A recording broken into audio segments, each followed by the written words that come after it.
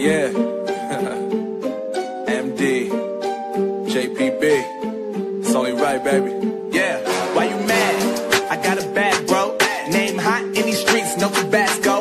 But I'm so stuck, that's a fact, yo. And if you think I'm frontin', you can run it back, yo. Or run it back. You know that I run it. Everything you wanna do, I already done it. And I got your little boo telling me she love me. I got this one, that one. Damn, it's gonna be a long night.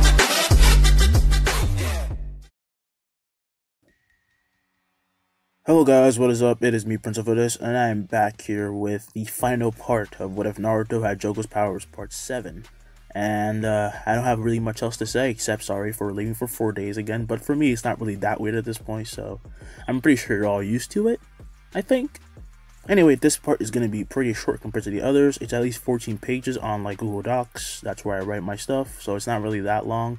The other stuff is usually like 30 or 20, so I'm guessing this will be at least like 20 minutes long or 17. Alright, don't forget to like and subscribe, do all that. The special is coming soon. What if you Luffy had Yuno's powers, that's coming back. I'm just trying to go ahead on the part, so when I get another part starting after I finish the one that I'm about to release, then I'll post and you will see how awesome it is.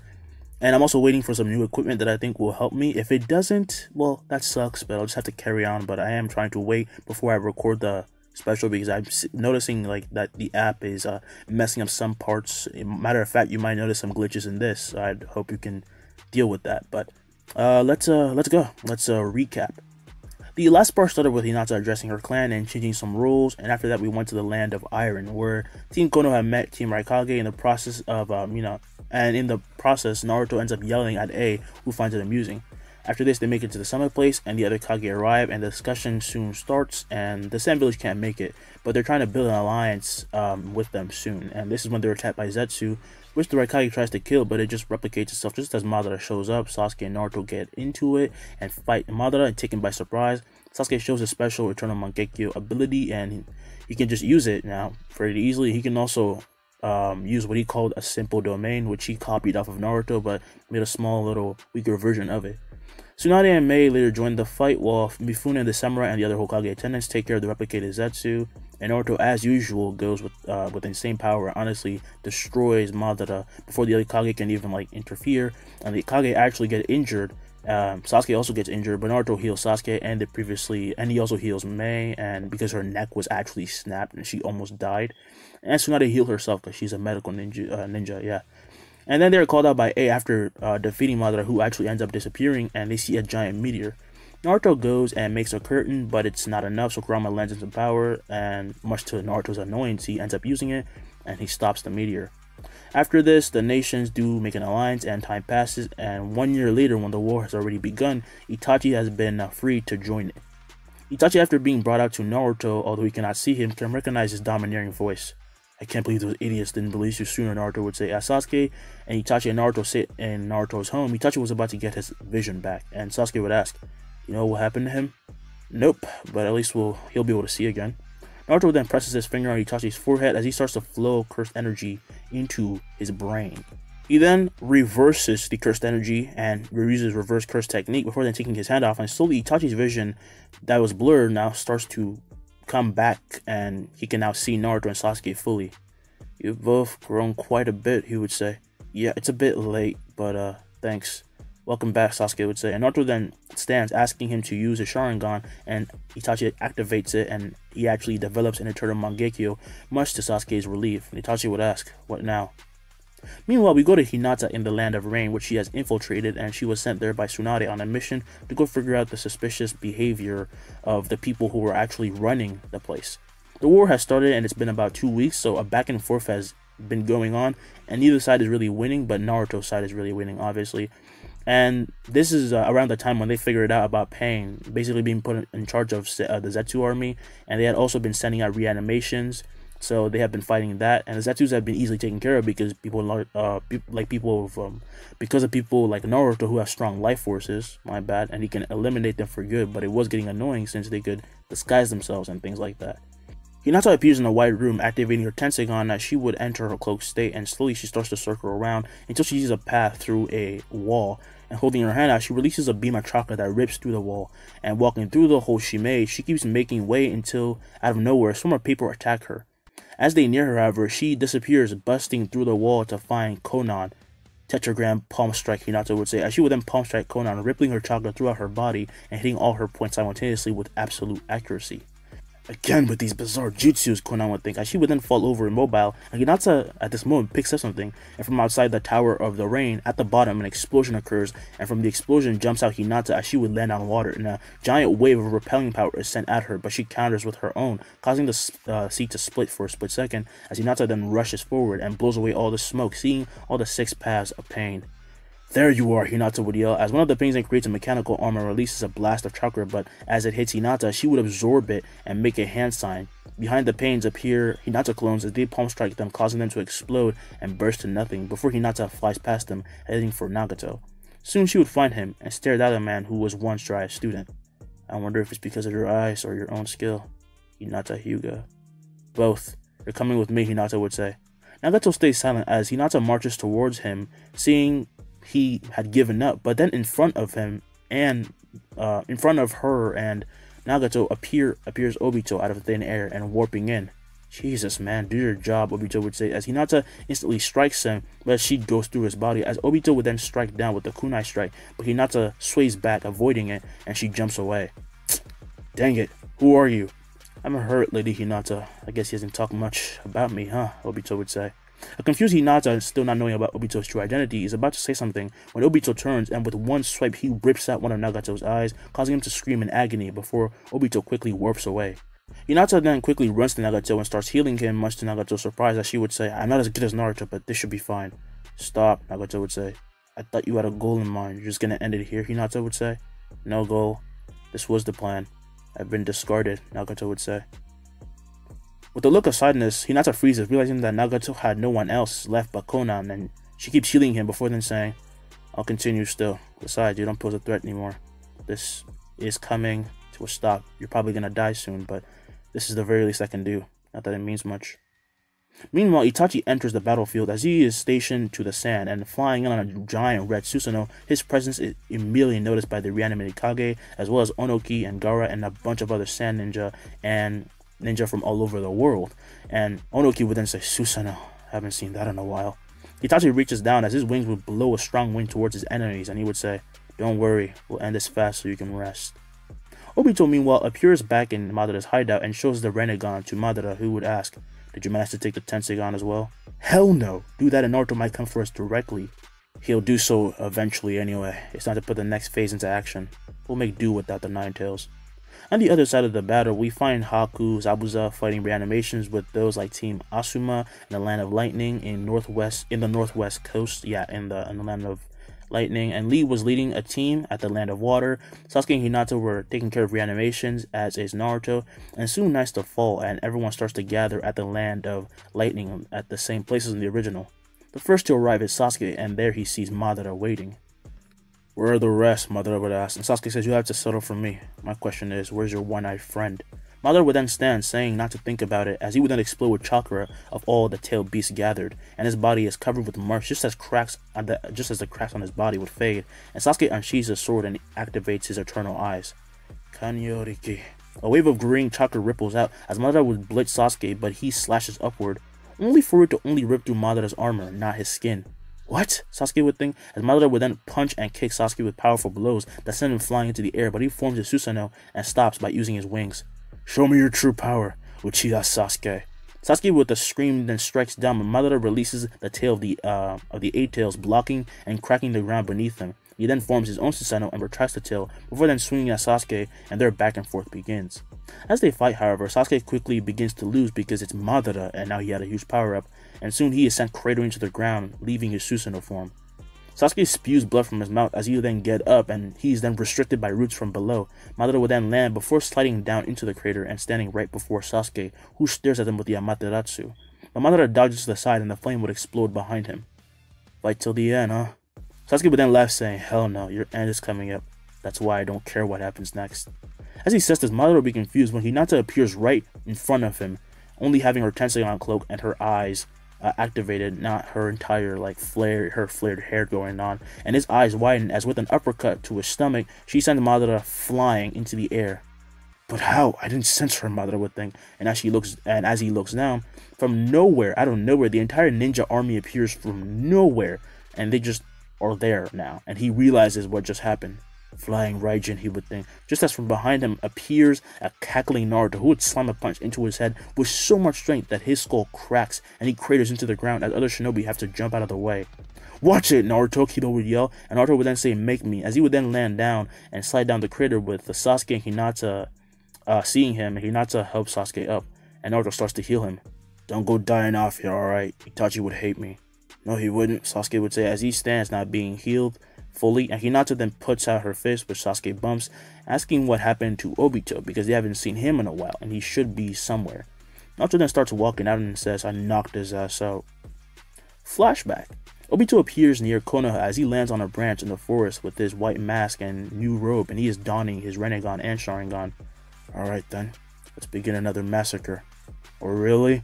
The surprised Tobi then turns to see Naruto leaning on a tree while standing on a branch. "The hell you say?" Obito then turns, saying, "You might be strong, but you can't do much if you can't touch me, Naruto." Naruto scoffs at this as he then tells Obito to try him. "But you better dodge. I'm warning you now." Obito then turns to a blur as he appears by Naruto with the kunai going to stab him, and already Naruto is going to land a punch straight to his face. He's really gonna try it anyway? Obito would think. What's his plan? As their attacks near each other, Naruto's arm bursts with a pure blue cloak of domain amplification energy, and a confused Obito gets a fist slammed into his face with so much force that his head is blown off, splattering Naruto with blood. "I told you to dodge." Back at the present, Naruto would say, "We'll talk later," as they would then come to the surface and they find everyone staring down Madara, whose bloodlust will be at its peak, but just that one punch from Naruto injured him greatly. This is when the fun part starts, guys. Let's completely crush him. As the two nod, Naruto enters his QB mode and Sasuke lights his sword on fire with black flames as Hinata's cloak covers her entirely and her Tenseigan shines. "Move out of the way," Sasuke would say, as everyone quickly does, and the four would clash, causing a massive explosion that blows the others away. Into the air, Madara is sent flying from the dust cloud, and past them flies a kunai just as Hinata takes his place, and in an instant, she pump strikes him, sending him back down, when from below, he is met by the blazing fist of Naruto and the blazing sword of Sasuke, who both strike him at the same time, and in this instant, Naruto asks Kurama, "Are you really fine with this?" "Even with your chakra hitting them," Kurama would say, "they'll come back. Then we can catch him up." Hearing this confirmation, Naruto smiles as he yells, and Madara would explode with a giant bomb of energy going off, shaking the very earth and skies, and from everywhere in the entire earth, everyone can feel it. And everyone below is astonished by this one-sided massacre that ended so fast as the shinobi's jaws would drop to the floor. They just took down Madara like it was nothing. Team 7 then lands down as Hinata exits her form, saying, "Phew, that was tough." "That's your only reaction," everyone yells, and Hinata says, "What? We won, didn't we? Jeez. Oh yeah. Shit, we won this war. Finally." Cheers ring out through the battlefield just as the shining lights start to rise into the skies, and the spirits of the reanimated start to leave this plane. Tsunade gets to meet her beloved, and across the battlefield, many more get to say goodbye to others they have not been able to, when out of nowhere, some of those lights head to Naruto and take form as Minato and Kushina as they caress his face, surprising everyone. By this point, Naruto is of course already known as Minato and Kushina's son, but there's no need to hide anymore. But to see them actually come back and say hi was just something that made you want to burst into tears. "As expected of my little boy," Kushina says with a smug look, and Minato says, "Sorry we couldn't meet earlier. I guess you really didn't need our help though." Naruto, for the first time in years, starts to shed tears, and it is so bizarre to see him do this because he has been so assertive to the end.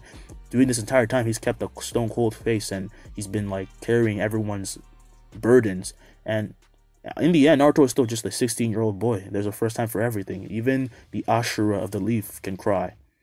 Is everyone to say if you guys were here, I'd slug you?" Hinata then hits him over the head, saying, "Don't say that. Jeez, they're your parents." "Even for you, that was low," Sasuke would say. "Wow, it's really the fourth and his wife. They look really alike." Kushina, as Naruto, Sasuke, and Hinata argue at some point, see Hinata grab Naruto's arm, in that way, they're together, and she is surprised, but realizes what's going on, and smiles, which catches Naruto's attention. "I really wish I could be there with you. No, this is enough. Sometimes life is like that.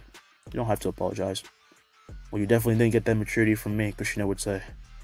Bye, Naruto, Minato would say. Oh, by the way, I put the rest of Kurama inside you. Huh? I don't really feel any different. When did you do that?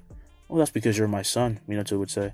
Naruto grows a smile as he's embarrassed, and this is weird for him. And then he goes Tsundere yelling at Minato to shut up, making him laugh as he and Kushina then laugh both together and they say goodbye. Probably not the best last words, huh? Naruto would say. Well, too late for that. Fade to black. 3 days later, we find Kakashi at Obito's grave, and he lays down his white mask, and he says, I should have noticed. I guess we grew too far apart. Standing up, he dusts himself, and he bows, and then he hears ruffling, and he turns to see Naruto, who asks if he's really fine with how things ended. What did you say at the end of the war, Kakashi said? Yeah, sometimes life is like that, Naruto would say, but it didn't have to be. Well, it's too late for that, Kakashi would say. All we can do is move on.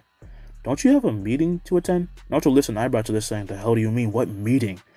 He means the one with the feudal lord. The two then turn to see Jiraiya walk up as he would say, come on. I don't feel like it, Naruto would say. Well, too bad. You have responsibilities now, hero of the leaf, or should I say world.